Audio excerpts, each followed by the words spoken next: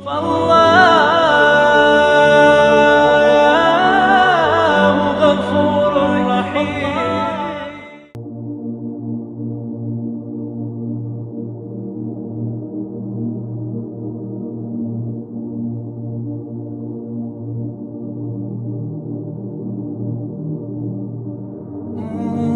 kitab Hawashi Syarwani ala Tuhfal Muhtaj.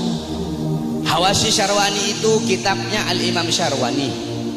Tuhfal Muhtaj itu kitabnya Al-Imam Ibnu Hajar Al-Haytami, yang dimana Tuhfal Muhtaj adalah syarah daripada kitab Minhajut Thalibin Al-Imam Nawawi. Jadi kalau ente orang belajar fikih, ada namanya matan, ada namanya syarah, ada namanya hawashi. Matan itu isi, syarah itu penjelasan daripada matan, hawashi penjelasan lebih rinci daripada syarah. Jadi matan diberi syarah, syarah diberi hawashi. Matannya itu Minhajut Thalibin Imam Nawawi, disyarahkan oleh Imam Ibnu Hajar Al-Haytami, yaitu Tuhfal Muhtaj, syarah Minhaj. Tuhfal Muhtaj kemudian dijelaskan lagi oleh Al-Imam Syarwani yang diberi nama Hawashi Syarwani. Dalam kitab Hawashi Syarwani dijelaskan bahwasanya inna afdhalal layali, sesungguhnya paling mulianya malam itu, paling utamanya malam itu, yaitu malam kelahiran baginda Nabi besar Muhammad. Setelah malam kelahiran Nabi baru malam Lailatul Qadar. Setelah malam Lailatul Qadar baru malam Isra. Setelah malam Isra setelah malam Lailatul Qadar malam Jumat. Setelah malam Jumat baru malam Isra. Kenapa malam kelahiran Nabi menjadi malam yang paling mulia? Kenapa malam kelahiran Nabi menjadi malam yang paling agung? As-Sayyid Al-Habib Muhammad bin Alwi Al-Maliki, beliau mengutip perkataan daripada Al-Imam Haramain Sayyid Amin Qutbi. Beliau berkata, Sayyid Amin Qutbi berkata, ya Lailatul Itsnin, madza safahat, wahai malam Senin, apa yang telah menyapamu? Wahai malam Senin, apa yang telah menyapamu? Kau begitu mulia, kau begitu agung, engkau begitu wangi, wahai malam Senin.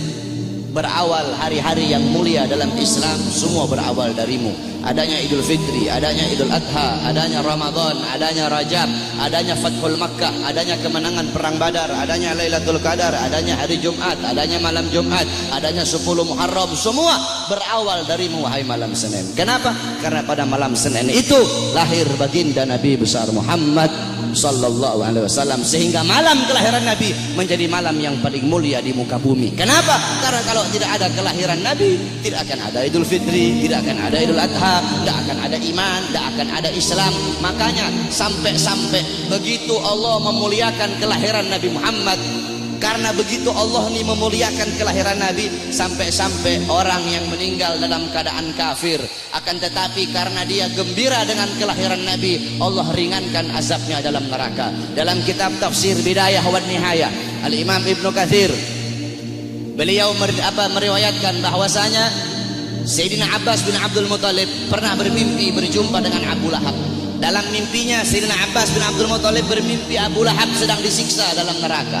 Akan tetapi setiap hari Senin, azab dan siksanya Abu Lahab dihentikan dan Allah gantikan dengan rahmat.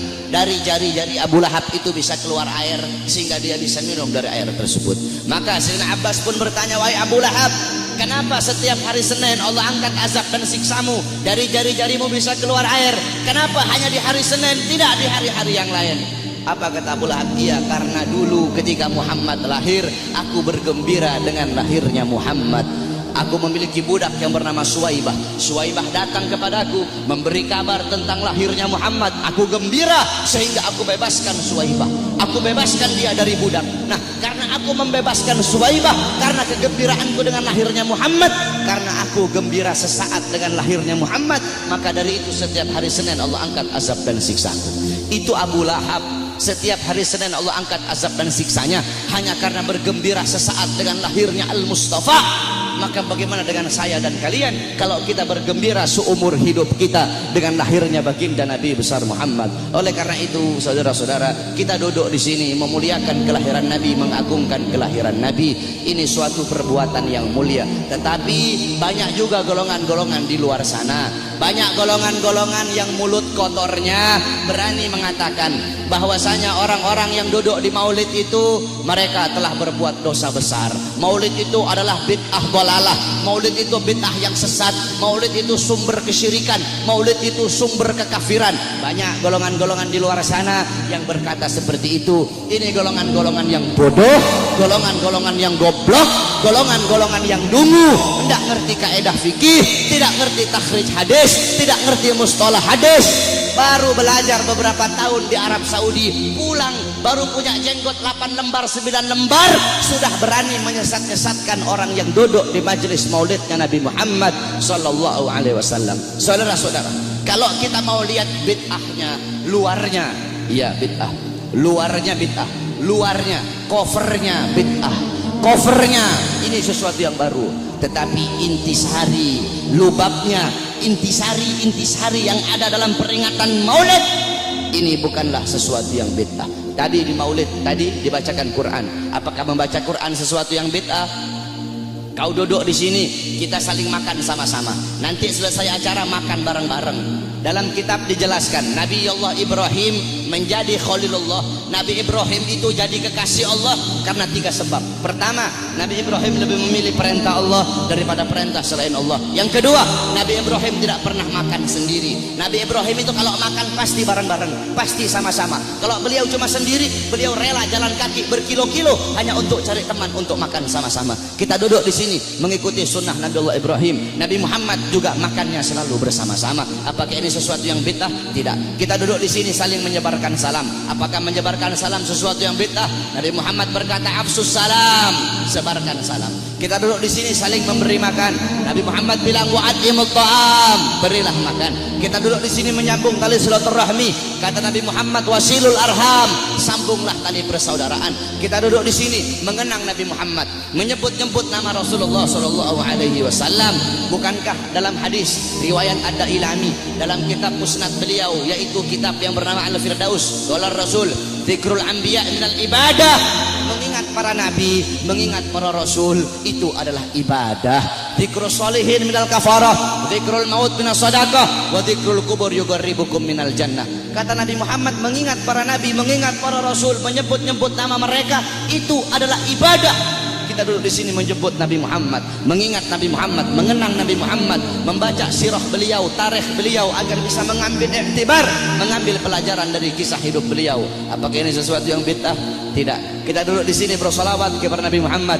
Bukankah Allah berkata innallaha wa malaikatahu yusholluna 'alan nabi ya ayyuhalladzina amanu shollu 'alaihi wa sallimu taslima. Apakah salawat sesuatu yang bid'ah? Tidak. Kita duduk di sini menuntut ilmu. Saya dan kalian duduk di sini untuk menuntut ilmunya Allah. Menuntut ilmu fardhatun. Menuntut ilmu hukumnya sangat-sangat wajib. Dalam kaidah dijelaskan amrun bi syai' amrun bi wasailihi. Perintah terhadap sesuatu, maka perintah juga terhadap sarana atau prasyarat bagi orang-orang untuk melakukan sesuatu yang diperintahkan tersebut. Kalau seumpama naik ke atas ini wajib, maka yang mendorong kita untuk naik ke atas itu pun hukumnya wajib. Naik ke atas hukumnya wajib. Yang dorong ente naik ke atas apa? Tangga, maka tangga juga hukumnya wajib. Kalau ente naik ke atas hukumnya sunnah, maka tangga juga hukumnya jadi sunnah. Saudara-saudara, beli baju, membeli baju hukumnya apa? Mubah. Beli baju hukumnya mubah. Menutup aurat hukumnya wajib. Menutup aurat hukumnya wajib. Kamu sedang keluar dari rumah, tiba-tiba bajumu lepas, bajumu sobek atau bajumu lepas, kelihatan kamu punya aurat, kelihatan kamu punya aurat. Membeli baju hukumnya mubah, tapi ketika itu berubah menjadi wajib. Kenapa? Karena baju salah satunya yang menjadi syarat bagimu untuk bisa tutup kau punya aurat, sedangkan nutup aurat hukumnya wajib. Bersiwak hukumnya apa? Sunnah. Bikin kantong baju hukumnya apa? Bikin kantong baju hukumnya mubah. Bersiwak hukumnya sunnah. Bikin kantong baju hukumnya mubah. Kamu mau keluar rumah, kantong apa? Bajumu tidak punya kantong. Bajumu tidak punya kantong, kalau tidak ada kantong tidak bisa kamu bawa. Kamu punya siwak, sedangkan bersiwak hukumnya sunnah. Bikin kantong baju hukumnya mubah. Ketika itu berubah, bikin kantong baju hukumnya jadi sunnah. Kenapa? Karena kantong baju yang jadi syarat bagimu untuk bisa bawa, kau punya siwak. Nah, menuntut ilmu hukumnya wajib, saudara-saudara. Maka ketika maulid menjadikan dirimu, mendorong dirimu untuk menuntut ilmu, maka ketika itu maulid pun hukumnya berubah menjadi wajib. Kalau maulid mendorong engkau untuk sedekah, sedekah hukumnya sunnah, maka maulid juga hukumnya menjadi sunnah. Bersolawat hukumnya sunnah, maka ketika itu maulid mendorong kau untuk bersolawat, maka maulid juga hukumnya menjadi sunnah. Oleh karena itu nanti wasiat saya, kalau nanti ada yang nanya kepada kalian semua, kenapa kamu merayakan maulid Nabi Muhammad? Jawab, saya merayakan maulid Nabi untuk memuliakan dan mengagungkan kelahiran Nabi. Siapa yang suruh memuliakan kelahiran Nabi? Siapa yang suruh mengagungkan kelahiran Nabi? Yang suruh adalah Allah. Ayat tadi itu, qul bi fadlillah wa bi rahmati fabidzalika falyafrahu. Katakanlah dengan anugerah dan rahmat Allah, dengan rahmat itu fayafrahu, gembira kalian, senanglah kalian dengan adanya karunia dan rahmat Allah Subhanahu wa taala. Saudara-saudara, ada beberapa ibadah yang sengaja dikaitkan dengan sejarah. Contohnya haji. Haji itu ibadah wajib, sengaja dikaitkan dengan sejarah Nabi Allah Ibrahim, mulai dari wukuf, tawaf, sa'i, melempar jumrah, sehingga ibadah haji menjadi ibadah wajib. Berpuasa pada tanggal 10 Muharram. Berpuasa pada tanggal 10 Muharram itu sengaja dikaitkan dengan sejarah Nabi Musa alaihi salam. Ketika Rasulullah nanya sama Yahudi Madinah, kenapa kalian berpuasa pada tanggal 10 Muharram? Kata Yahudi Madinah, karena kami bersyukur atas selamatnya Nabi Musa dari kejaran tentara Fir'aun. Apa kata Rasulullah? Nahnu ahaqqu bi Musa minkum. Kami lebih berhak atas Musa daripada kalian. Rasul pun memerintahkan para sahabat untuk berpuasa pada tanggal 10 Muharram, sehingga berpuasa pada 10 Muharram menjadi ibadah sunnah. Saudara-saudara, para ulama mengatakan, jikalau perhatikan kata-kata ini, jikalau berpuasa pada tanggal 10 Muharram menjadi ibadah sunnah karena bersyukur atas selamatnya Nabi Musa, maka bagaimana dengan terselamatkan seluruh alam semesta ini berkat adanya Nabi Muhammad? Selamat Nabi Musa, kalian bersyukur dengan berpuasa di tanggal 10 Muharram.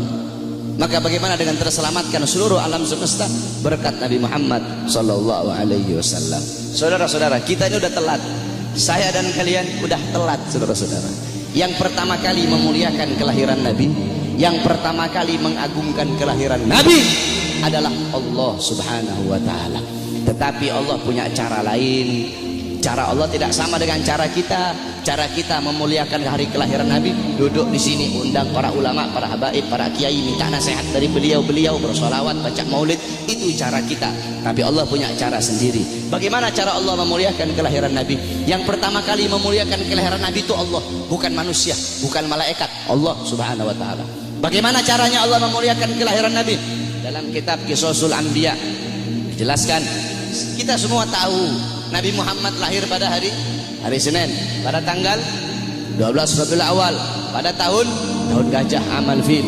Wa summiya ama wiladati amal fil.